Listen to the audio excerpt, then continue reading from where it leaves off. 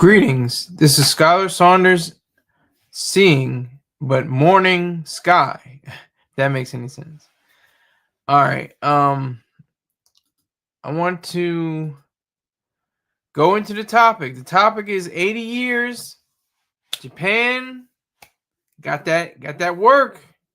Got that serious work. The only work ever given in a nuclear fashion in history. United States is the only country to ever use nuclear weapons in warfare since 80 years. And what have we done in that 80 years? We've lost war after war, stalemate, war, loss after loss, just over and over again. Go back to my Cash App, Texas. He was talking about yesterday, we work for a little. Yeah, like this is play. This is getting money, my friend. If you haven't noticed yet, I get money for this. So this is work for me. I had to do my due diligence. I had to do my research. This isn't playtime. So if you think it's playtime, you can leave the chat. Talking about some go back to Jesus. Go back to the dollar sign. But anyway, 80 years. And has Japan fired a shot at U.S.? Have they said we're going to retaliate? We're going to use nuclear weapons against the United States? No, because their spirit was... See, this is the thing. You can take away someone's will to fight. That's true. You can take away somebody's will to fight, but to crush the soul of battle is the main idea of warfare. You want to have scorched earth. You want to have complete and utter devastation on the the enemy's side. That's the whole goal of war. And the sad part is that we've appeased, we've used different ways of looking at things and saying how we got to have peace and we have to disarm, we have to not use nukes, and we have to all that, whatever. That sounds cute. That sounds really hot. But if we had not used those nuclear weapons, we may still be fighting today. Even if it's not, ground troops, there'll still be ballistic missiles from Japan going over to the United States every, other few weeks or days. That's the truth. That is a reality. 80 years. And you wonder why. I mean, we have to take into account the different numbers. There were the Tokyo raids in Japan. There was the Berlin bombings in Germany. Those took like 150,000 to 200,000 civilian lives. Okay, you don't always have to go for civilian lives, but hey, this is war, and that's the thing that I just don't understand. When people were like saying like the things like the Malay, I think I'm pronouncing it wrong, but the Malay massacre and stuff like that. It's like, I don't see the difference. You kill women and children. They killed women and children. Well, just because a bomb, it's impersonal. So it's impersonal. You drop a bomb from thousands of feet in the air, and then you're close range, and you shoot somebody in the head. They're both dead. They're still dead. Both. I mean, somebody explain it to me. I'm serious. I still have not understood the difference between Hiroshima and Nagasaki and Vietnam, and parts of Iraq war and Afghanistan war. It just baffles me. I'm baffled. I'm completely baffled. So there were reports that there was about 78,000 deaths in Hiroshima when the bomb hit directly. Then it went up to about 140,000 people that were killed based off of the radiation of the nuclear fallout. That is justice. That's justice. And the interesting thing is the leader of Japan, I want to say his name was Hirohito. I could be wrong, but I think it was Hirohito. He took 2 days after Nagasaki was bombed. And he said, okay, we'll give it over. and I think it was General Douglas MacArthur.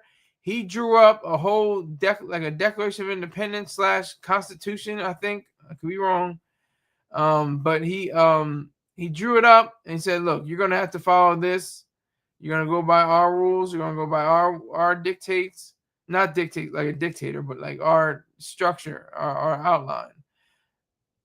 CougarCom LLC, UFO sightings increased after those bombs. I don't know if that's. I mean, give me some. Give me a link. Give me a link to that. I'm not sure if that's true. Cougar Cam LLC. I can't really confirm nor deny. I'm not saying that you're wrong. I'm just saying I can't confirm it. I didn't see those reports. But that's interesting though. But yeah, 80. This like this what 9/11 September 11, 2001. Ample time. Perfect timing to bomb the Stone Age all the way back to even more Stone Age. Well, it could have been Iran and Saudi Arabia. They should have been bombed right after September 11th. Saudi Arabia and Iran.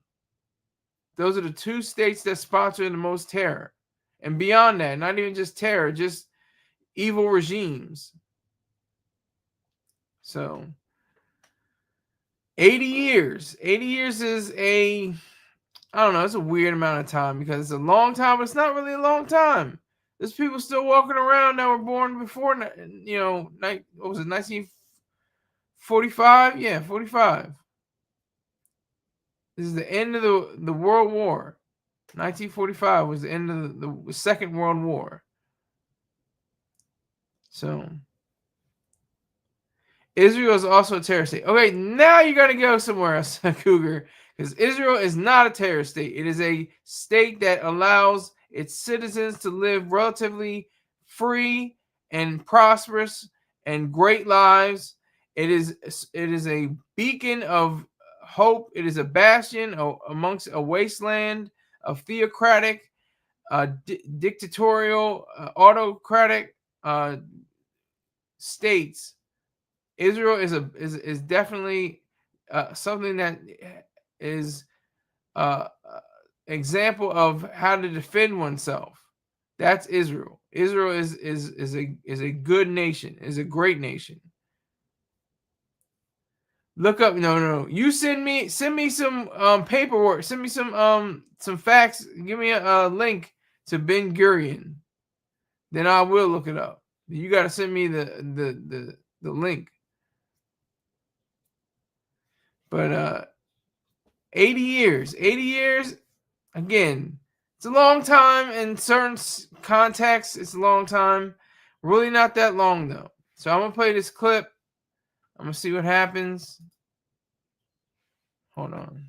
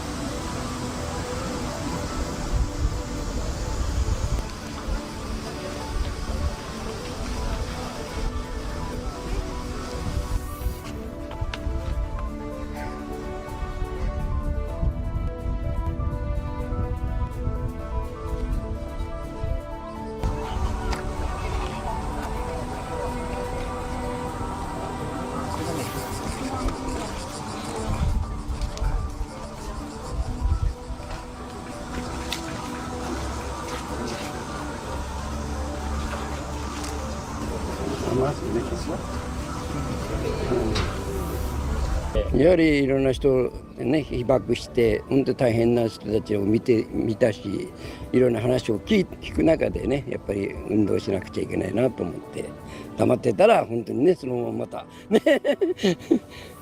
ね、そうだと思います。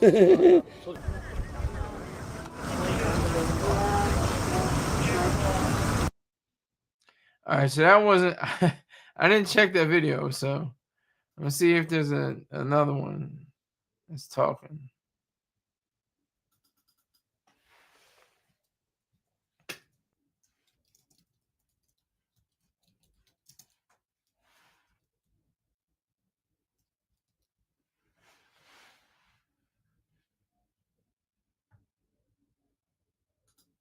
日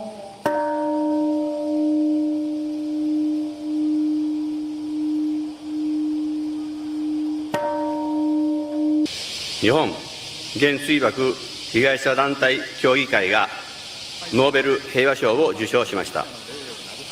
国際社会はこの歴史的意義を深く認識し、被爆者のこんな思いを他の誰にもさせてはならないという思いを受け止め、被爆80周年となる今年を戦争がなく誰もが安心して暮らせる平和な世界に向け強く決意し行動を示す年にしなければなりません。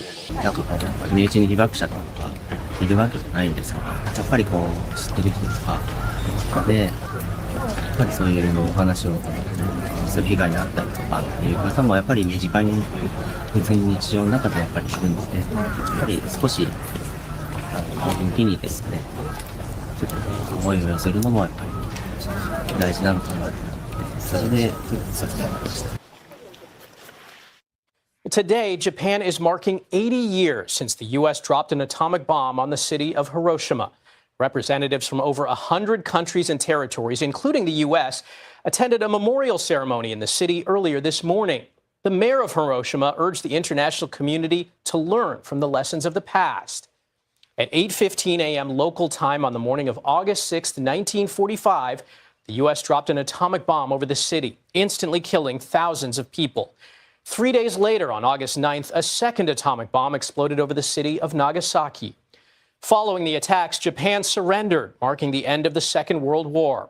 These mark the only instances that an atomic bomb has been used in war. CBS News foreign correspondent Anna Koren is in Hiroshima, Japan.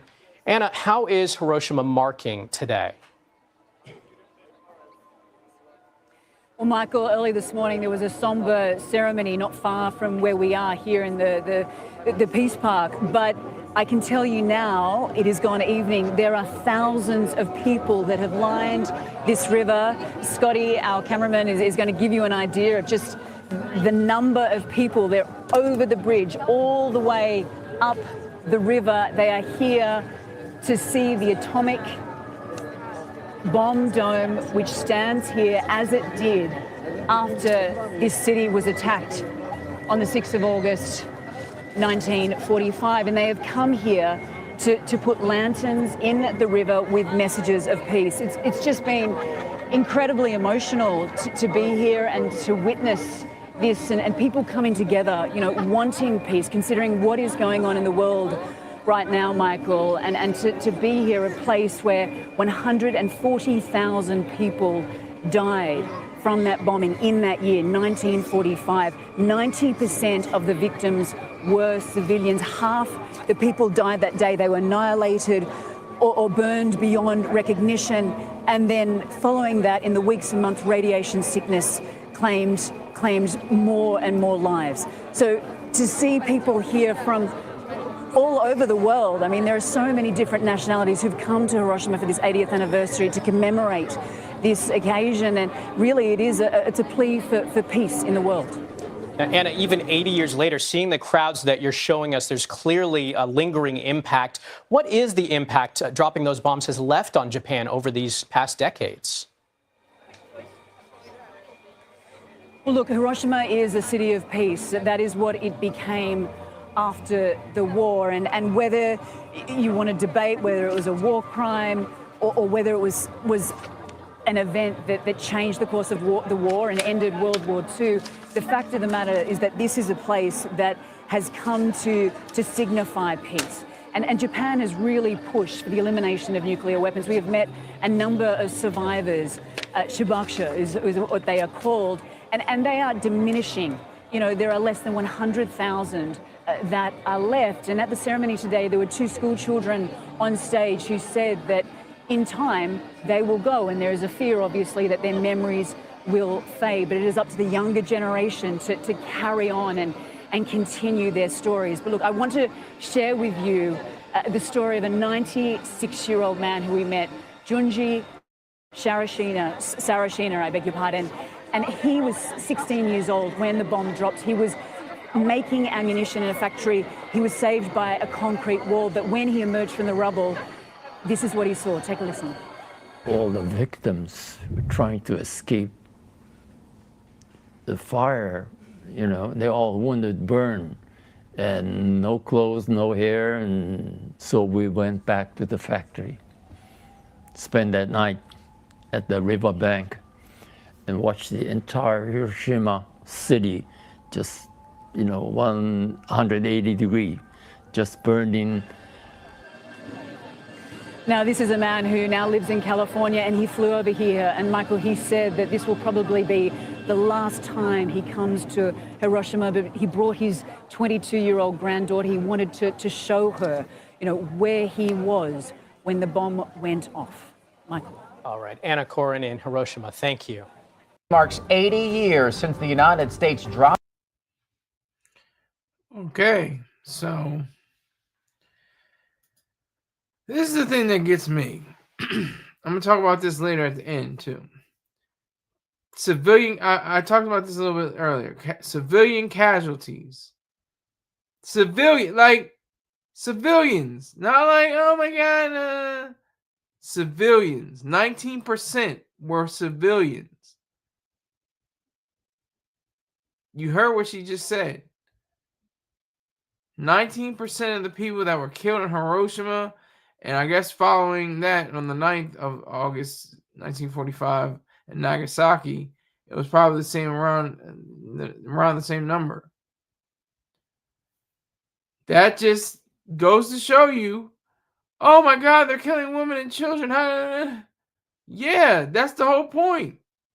I mean, like I said, you can be like William Tecumseh Sherman, General William Tecumseh Sherman. He had the blueprint. He said, you know what? We're going to tear all this up. This is war. Let's not play. And that's the thing. I'll get back to him. But I was saying, you know, December 8th, the day after December 7th, 1941, when Japan bombed Pearl Harbor. Oh, was there a peace? What were the peace meetings? Where were all the, we have to have tranquility and we have to have, you know, a sense of, you know, peace all over the land. They didn't do that. What if America had no militaristic might and just had altruism? Just complete said, you can bomb us whenever you want. It's all right. We're not going to attack you. We're not going to fight. We're not going to have ground troops. We're not going to have aerial assaults. It's all right. It's okay. It's fine. We're not going to do it. It's all right. It's just you hit us. We're not going to hit you. We're going to turn the other cheek. You know, we're going to give you our cloak. That's the way to be. That's how it should be. And then I saw a T-shirt saying "Abolish all nuclear weapons now." Okay, forget that. United States became the sole superpower after the World War II, in part because of the use of the nuclear weapons. I would imagine. They said, "Well, we can't really mess with the United States." Then the United States got weaker. We got weaker. We were strong, powerful, capable union, a country. Then we got into it with Korea. And that was a bust. It was a stalemate. Nobody really, quote unquote, won that war. One of the forgotten wars. The other forgotten wars is World War I and Korea. World War I, Korea, and I might be forgetting another one, but I'm just saying major wars of the 20th century. Definitely World War I. Nobody really say, oh yeah, World War I, and Germans and the French, and you know they're going at it, whatever. But everybody says, oh, World War II. World War II was everything. It had, you know, more planes available. It was filmed in color. There was obviously what we're talking about today, nuclear bombs dropped. This was huge. This is really big. And America came out as the winner. Whoa, okay, great, wonderful. Then we had the baby boomers. You know, everybody came back from the war and started making babies. You know. But that is That is it. Like, I'm coming back to William Tecumseh Sherman, General William Tecumseh Sherman, in the Civil War. He said, we didn't start this war at Fort Sumter. We did not start the war, but God damn it, I'm gonna make sure I finish it, or make the pathway to having it completed. He said, look, tear up these railroad tracks and don't just heat them up and put them backwards. Wrap them around a tree, and then his soldiers called them Sherman neckties because they look like ties against the tree. So he just those, and then like the ransacking of the factories that made the uniforms, that made the ballistics and the ammunition and the artillery, and the places that created the fabrics for the uniforms. He laid waste to all of that. That was brilliant. This is war, ladies and gentlemen. This isn't cute play time. Yay, whoopee. This is serious, horrific, nasty, disgusting, just awful war. And that's what it is. That's what it is. So I'm thinking about, fast forward to 1945, another general, General S. Patton, he waged a war, that is still memorable. He was made, a figurehead by George C. Scott in the film Patton. I mean, it just is amazing. It's amazing how people say, "Oh well, we gotta have peace. We gotta get rid of the nuclear weapons. Afterwards." It's like September 11th, 2001. Yeah, we should have used nuclear weapons. That shouldn't have been ruled out. Not Saudi Arabia and Iran, and that would have quieted them. And like I said before, and this is from Dr. Jerome Brook. He's like, is Japan still attacking us? Are they still harboring ill feelings towards the U.S.? They know that they were in the wrong. They were guilty by bombing Pearl Harbor. That's the reason why. The root cause of the bombings in Hiroshima and Nagasaki were because of that mission, that aerial assault that the Japanese waged against America. So to consider the fact that nobody, September 12th, 2001, October 8th, 2000, what was it, 21, 22? I'm getting my numbers together. Let me see. Was it 22? I think it was 23. Yeah, 2023. Excuse me. I'm losing it. But 2023, nobody cares about that. Nobody cares about the day after. They always say, "Oh my gosh, they responded," and it was a heavy hit. Like Israel, was like, "Look, we're not playing around. Y'all want to hit us? We're hitting you 2 times, 3 times, 4 times back." And they shouldn't allow the aid. Shouldn't allow the aid to the women and children. And that's another case too. You could be selfish as long as you're needy. Only the needy can be selfish in society. This society we have. They're like this. They're reaching out for the bags of flour, the cans of beans, and all that. Only the needy can be selfish. Even Jesus can be selfish. Jesus can be selfish. I am the way, the truth, and the life. That's not arrogance. That's not selfishness. No man comes before the Father except through me. And then I'm the Alpha and the Omega. That's not arrogance. It's cool when it's Jesus, but anybody else is like, oh, he's very arrogant. He's very full of himself. Oh, it's Jesus. He saved my soul. It's all good, great, wonderful.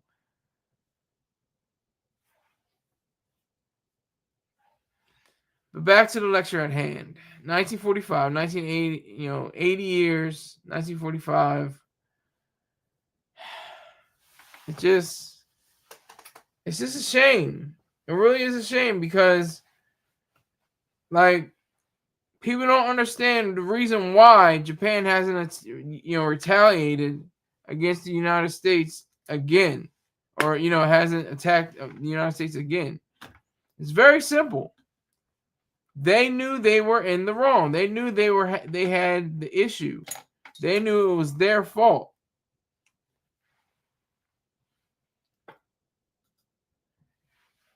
They knew it was their fault.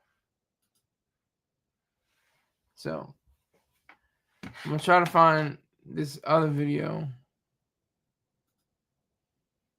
Dropped an atomic bomb on the city of Hiroshima, Japan, killing some 140,000 people. This pretty much signaled the end of the war here. Japan surrendered days after this in the second bombing in Nagasaki, ending World War II. There was a moment of silence and the release of white doves to honor those victims at a ceremony that took place in Hiroshima. With survivors now in their 80s and 90s, many say that this might be their last chance to share their stories and also push for a world without nuclear weapons. At a ceremony, Hiroshima's mayor urged the government to back a global nuclear weapons ban. Despite those efforts, support for keeping those weapons as a defense is growing. Everybody's hair was just standing up, raised upwards, and the skin and the flesh was coming off from the bones, and the parts of the body missing, and they were burned, black, and swollen. On August 6, 1945, the world's first atomic bomb was dropped here on Hiroshima. Latest reports from the Japanese say that 126,000 died as the result of the damage done by the single bomb that blasted the city. 80 years later, and with the threat of nuclear weapons still looming, survivors wonder whether the world has learned anything from what happened here. Some people were carrying their own eyeballs in their hands. And as they moved step by step, they fell, then stomach burst open. It was horrible. Although it happened at 8:15 in the morning, the word I found was the darkness, like twilight.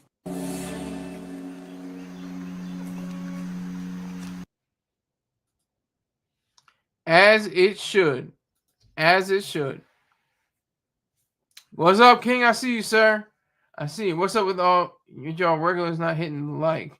Thank you. Salute to that, King. Tell them to hit that, smash that like button. I appreciate you, sir. Thank you. So, yeah, what she was talking about, people burned to a crisp and their eyeballs falling out of their eyes and the flesh hanging off the bones. Yeah, that's war.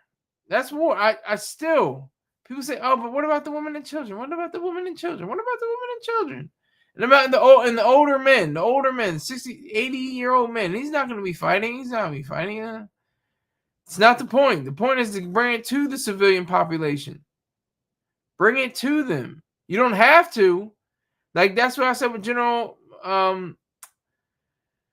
Sherman. General Sherman he had 3 counts. He had very few casualties on his own count. That's the best part. He had very few casualties on the enemy's count, and very few civilian casualties. He made sure that there were some casualties. There were some instances where there may have been some rape and pillage, but they were few and far between. They were very scant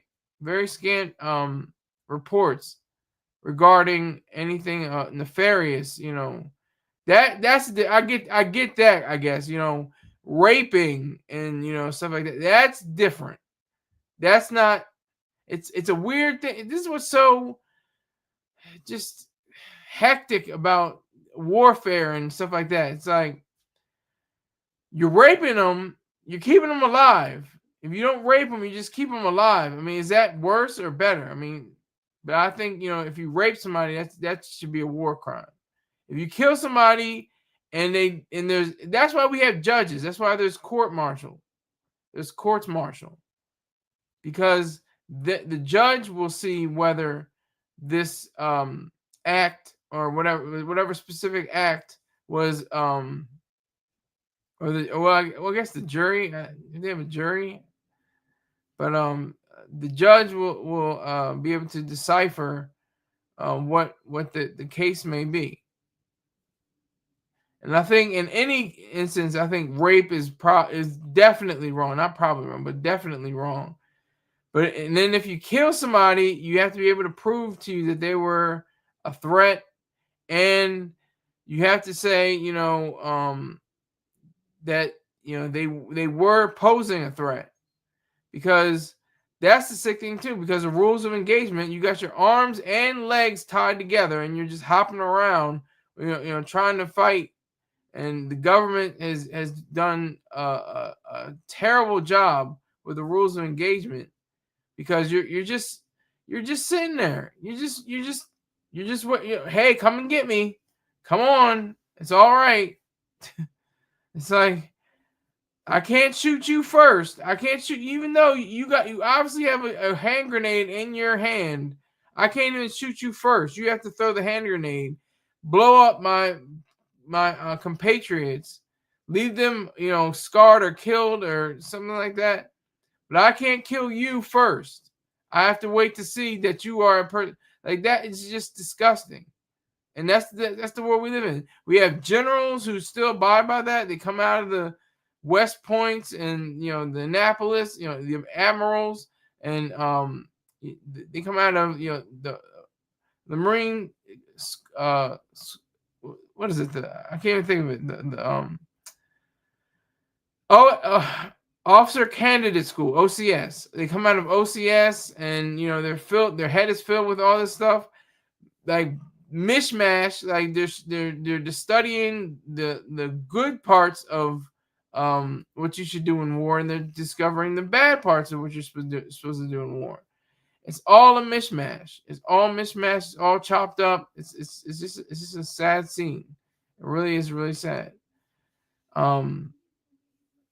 It just really it galls me. It galls me because these are lives. These are human beings' lives, and the lives I care about the most are American lives and our allies. That's what I care about. So when Japan attacked, like I said, December 8th, nobody cared. December 7th, oh yeah, come on, bomb them. Shoot, what are they gonna do? What's America gonna do? They ain't gonna do nothing. They ain't gonna do nothing. America ain't gonna do a damn thing. Oh, okay. They got ground troops. Okay, they're gonna take Mount Sarabachi.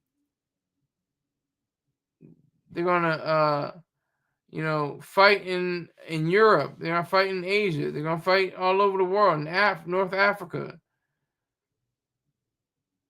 Just amazing. It's just amazing. Like this, and September 12th, 2001. Nobody can. I mean, there was obviously there's some people that were like, "Oh, we gotta fight," but the enemy's like, "Hell, we do what we did. We're done. We ain't gotta worry about them. America is a paper tiger. It's a giant with clay feet. What are they gonna do? They're gonna retaliate. And what do? We got lost in a 20-year war and a 8-year war, which was, we still are like, the hell happened there? What the hell happened with that? Like, did we win? We didn't really win. I mean, a lot of people say it was, Iraq war was for oil. Well, what oil do we have from Iraq? Well, I mean, they still are retain the rights over their oil fields. We don't have anything to do with that.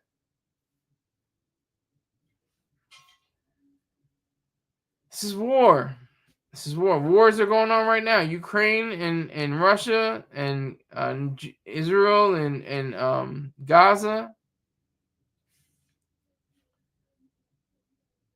I would love to see, if it doesn't hurt Israel, for them to use atomic bombs as well, or nuclear bombs. I think they have hydrogen bombs now. Atomic bombs are. Oh God, I see. Let me make 100% sure, because if my dumb ass, I say,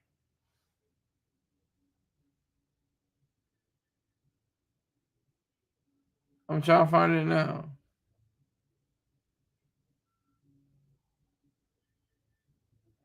Okay, so that's the difference. Atomic bombs are fission, and I'm still trying to figure out what that means.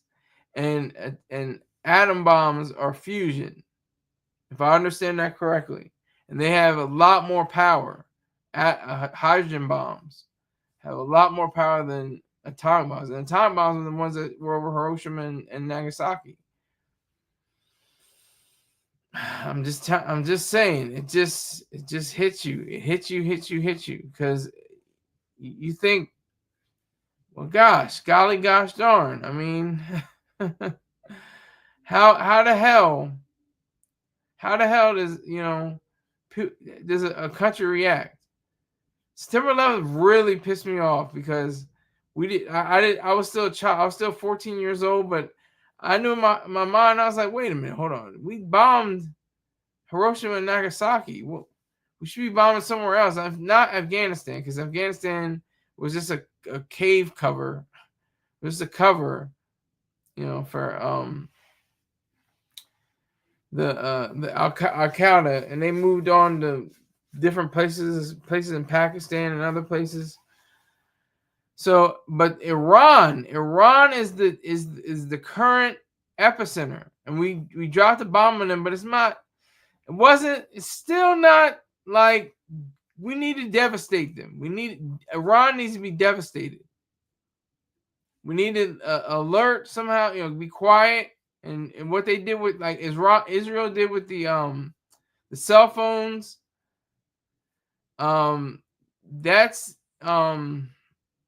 That's what I think is the case. They used the cell phones that blew up in people's hands and eyes and face and stuff like that.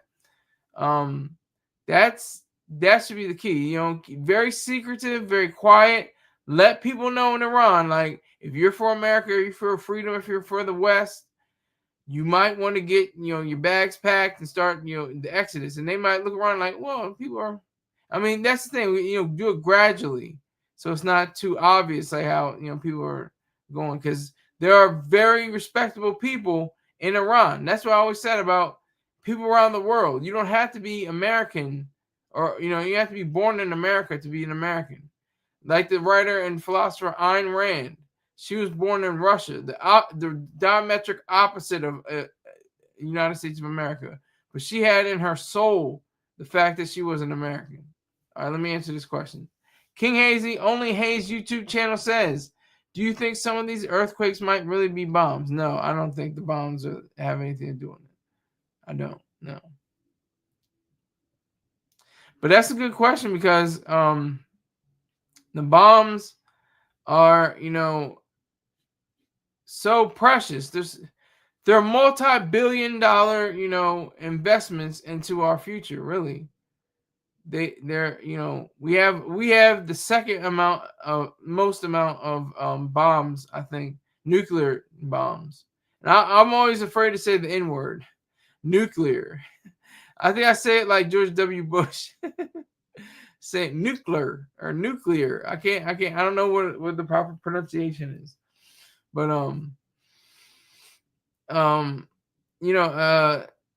they're a show that if you play with us, we're gonna that's the thing. Ayn Rand said the same thing. She said the same thing. If you get rid of all your weapons, just a farewell to arms. You just cast away all your weapons. Then you're opening up a door for your enemies to come in and terrorize you, because they know that you don't have any way of defending yourself properly. King Hazy says Trump done put nuclear submarines near Russia. Yep, he put them outside Russia. I saw that a few days ago. That was extraordinary. That's just like it's just a quiet thing. Nobody's explaining why, or I haven't seen the reason why, but they just report. It's just a fact. He put nuclear submarines near Russia for whatever reason. Who knows? We don't know why, but we're gonna figure it out. But I just am just amazed at the abolish all nuclear weapons now, and the flowers and the banging of the bell or whatever the hell it was, and all this peace and tranquility and just calmness and just everything. Like I said, the flowers and the words of remembrance and everything. All they have to be saying is, you know what? We brought it upon ourselves. United States didn't just out of nowhere just say, yeah, we're gonna bomb Hiroshima and Nagasaki. No, Japan waged war because it wanted to have imperialistic might over the Pacific. We fought Japanese imperialism. That's what it was. And that's what any war is. Any war dating back to hundreds of thousands of years is over ideas. The caveman was fighting over another caveman because he wanted to have his own plot of land. The bushman, he wanted his own tribe to win against another tribe because they wanted to have solidarity with a different tribe. It's all ideas. Everything was ideas. We had Japanese imperialism. We had German nationalism or National Socialism, and Italy was fascism. It's all ideas. It's all ideas, folks. Stuff that comes from the brain, the mind. No matter how sick and twisted it is, it all comes from the brain. You can't escape that. There's no way of escaping it.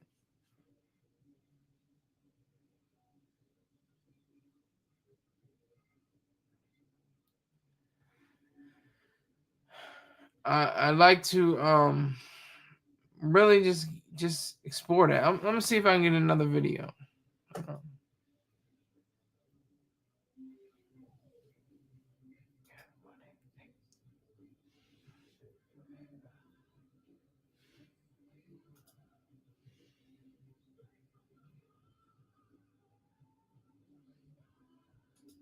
Wow, this wouldn't have sound. I swear to Christ.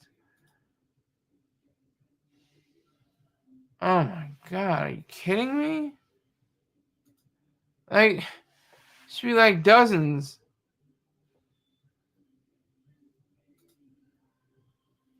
Japan marked two of the darkest days in its modern history this week. The U.S. dropped atomic bombs on two Japanese cities 8 decades ago, killing more than 300,000 people. The 80th anniversary of the attacks comes amid renewed concern about nuclear weapons and red lines in warfare. CNA's Genevieve Wu tells us more.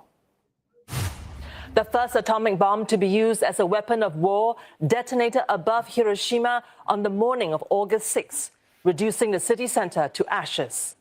The blast and resulting fallout killed about 140,000 people by the end of that year, with tens of thousands of others dying in the coming decades due to exposure to radiation.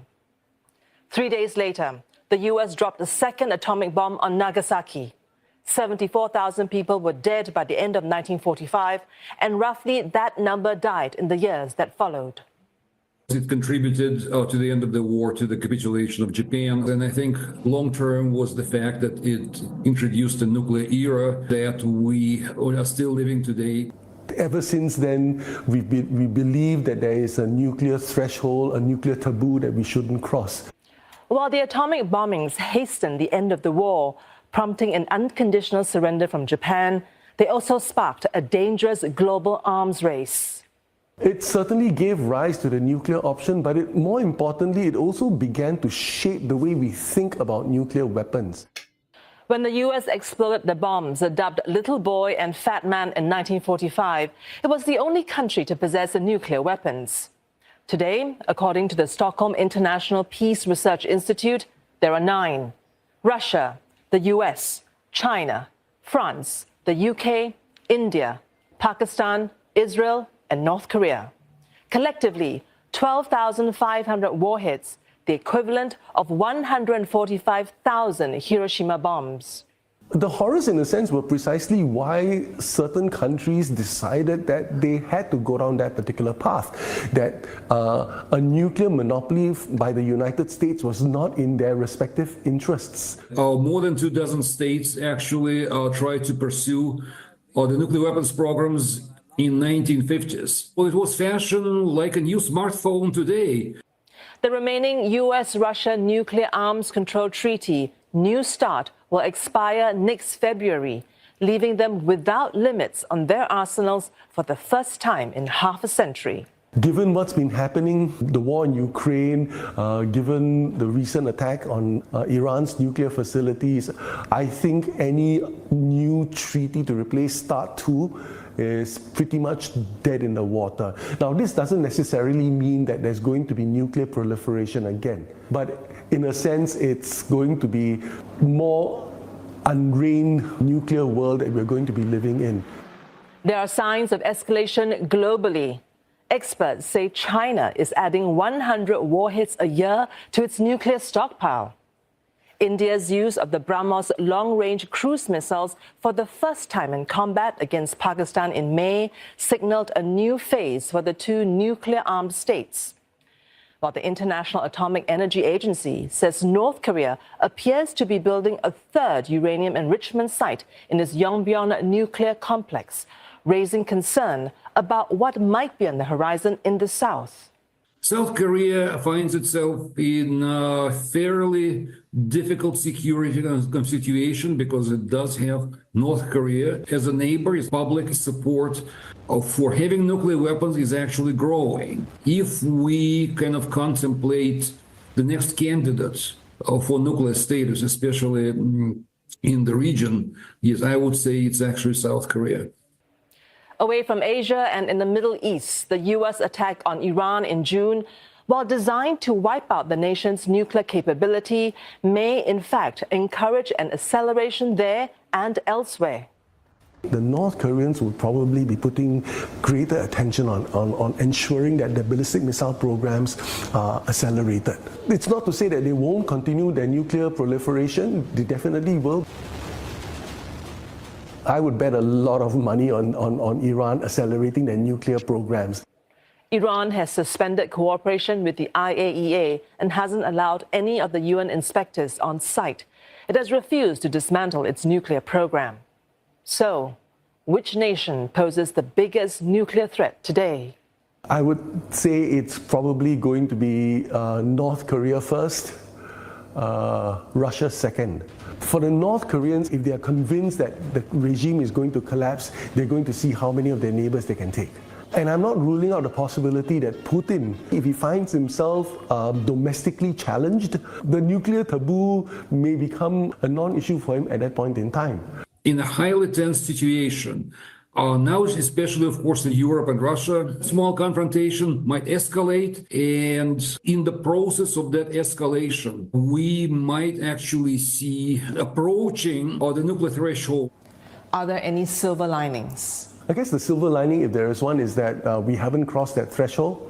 That taboo remains, but the temptations clearly to become a nuclear-capable state, that's a dark cloud that's never going to go away, I suspect. The genie came out of the bottle. I don't think we're ever going to put it back.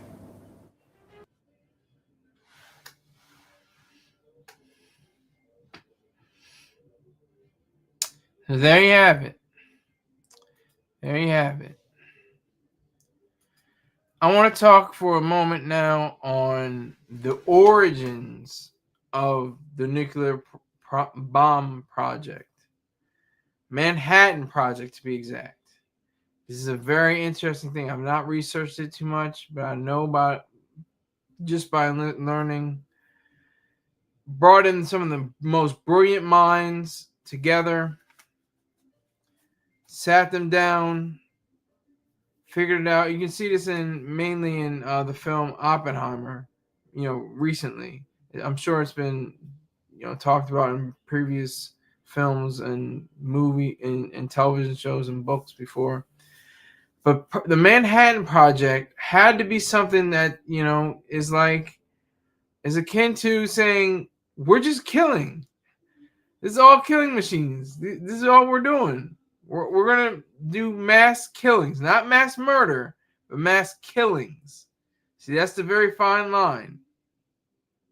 And people always forget about that. I have to reiterate before. From before. Civilian lives must be a consideration for army, military troops, and military warplanes and different things like that. It has to be. Has to be. It has to be. But I just want to see America win a war again. If Iran wants to get cute and say they want to retaliate against, the dropping of the bomb and I think it's partially destroying the nuclear program. Like they didn't really, the bomb did a job, but it didn't do that great a job as I understand it. I could be wrong, but it didn't do as much damage as has been reported by some news agencies. But the Manhattan Project, I mean, this was a huge, quiet, very secretive, behind the scenes, nothing, everything under wraps. It just, it came to a point where you had to say, whether there was anybody that was, part of it, couldn't tell their wives, couldn't tell, their friends, couldn't say anything about it. It was all, very quiet. Rush had a song called The Manhattan Project, and it delves into the various aspects of the entire idea of an arsenal of atomic weapons. This is what I have to figure out too on my own. I didn't figure this one out. How many countries had atomic weapons before the United States? I think it was 0. After World War II, it was like, hey, it's an arms race. Let's build some nukes. Come on, there are over 12,500, as you see in the video. Multiple countries from France to Pakistan to North Korea to China, and of course, the United States and Russia have nuclear weapons. And she said that if we were to use those weapons all at once, if every one of those nuclear weapons were to be utilized, it would be equivalent to 145,000 Hiroshimas. So essentially, we would flatten the earth. The whole world would end, and that's gauging for the people that are faithful. Because what did God say? God said in the book, Bible, basic instructions before leaving Earth. He said, fire next time. He already destroyed the world once by water, but fire next time. That's nuclear weapons. I'm not a believer. I'm an atheist. But I'm saying this is what people are going to want to spur and nudge and make sure it happens. No matter what. So we have to really, understand that, because that is the truth behind all this. The Manhattan Project started all of this. Oppenheimer said, what he says, I am become death. That was his famous quote. I think I'm missing a part, but whatever. Let me see if I can.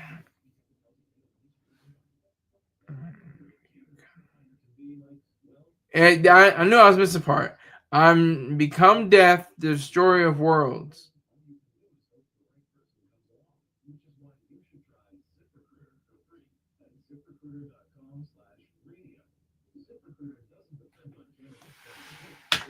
So you have millions of, I would say, people, maybe even billions of people who may be able to do that. Salute to Sir Rick James Oppenheimer. Yes, you spelled it wrong, but that's fine.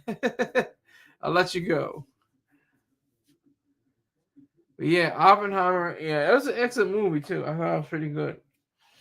But that's the weird part about all of this is the fact that we have these people doing that. Salute Rottweiler. Why is Rott with me saluting himself? Is Rott with me in salute Rottweiler? Salute to Rottweiler, of course, yes. He was a genius. He was a genius.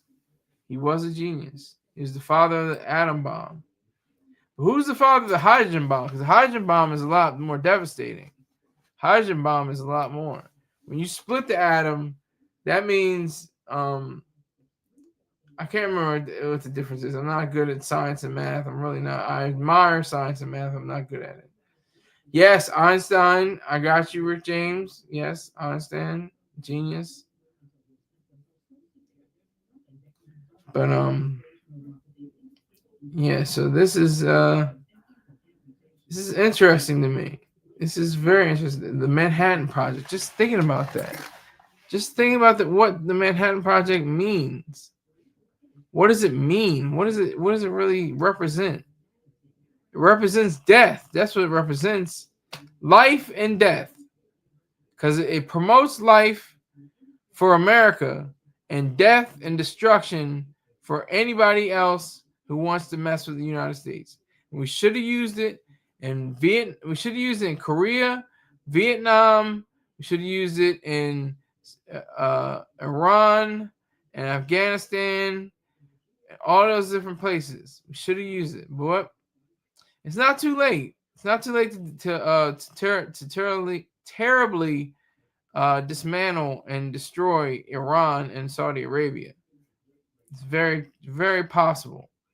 I wouldn't put it past the United States. Just one day, just drop. Be quiet. Nobody knew about Hiroshima and Nagasaki. Nobody knew about it 80 years ago. But like I said, December 8th, September 12th, and October 8th. Nobody cares. Nobody cares. Nobody cares. No one cares. No one. Nobody. But then, they hit him back. Oh my God. Why'd they hit him back so hard? Oh my God. Like you're not supposed to. No, December 7th was. I'm saying the day after all of them. December 8th, September 12th, and October 8th.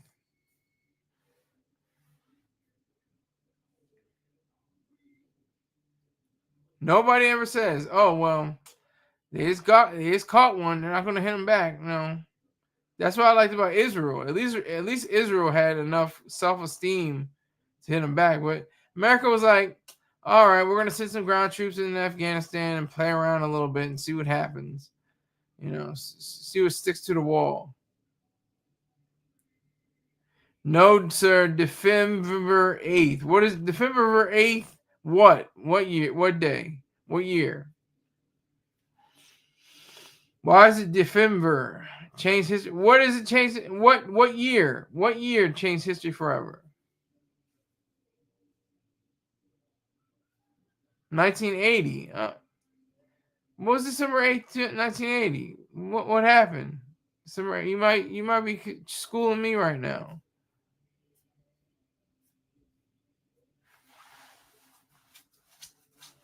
$1991. Oh my God! Now they're being silly. Yeah, 80 years. 80 years, and what has changed? Except people want to abolish nuclear weapons. No, it's not going to happen. Not going to happen. I don't care. Not on my watch. If I can do anything I can to prevent that, in the United States of America's weapons and our allies, their weapons, this assignation of this late great John, this assassination. I don't think it was really assassination. It wasn't really political grounds. Late great John Lennon, and he loves on go forever. Oh my God, Rick James, you got to get off the PCP, man. Seriously, it messes with your spelling.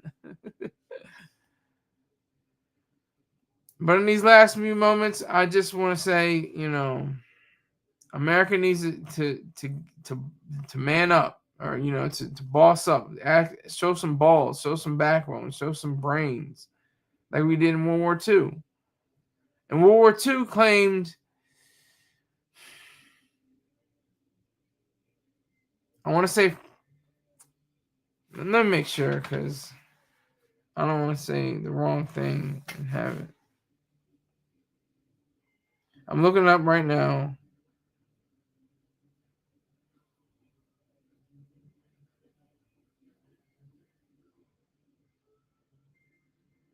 Approximately 405,399 American service members died during World War II. Just imagine that. That's ironic, with me. It says America needs to get off YouTube, but you're on YouTube right now, so that's kind of ironic. But I want to say thank you all for watching with me. Thank you for viewing those videos with me, and I appreciate it. And I will see you sometime tomorrow, probably in the morning. This might be my new slot. So tell a friend. Tell somebody, yeah, this nigga Sky in the morning. It's called Morning Sky. He's Skylar Saunders seeing still, but it's a special called Morning Sky. So I appreciate you, and I will see you soon. Thank you very much. Take care.